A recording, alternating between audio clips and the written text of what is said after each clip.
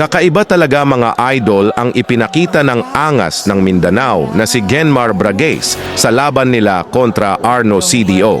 Kitang-kita ang pagiging general sa loob ng court, kalmado, kontrolado, at laging isang hakbang sa unahan ng depensa. Hindi lang basta puntos ang ambag niya, kundi ang napakataas na basketball IQ at malawak na court vision. Panoorin natin to mga idol. Bakit sumayaw? Wala'y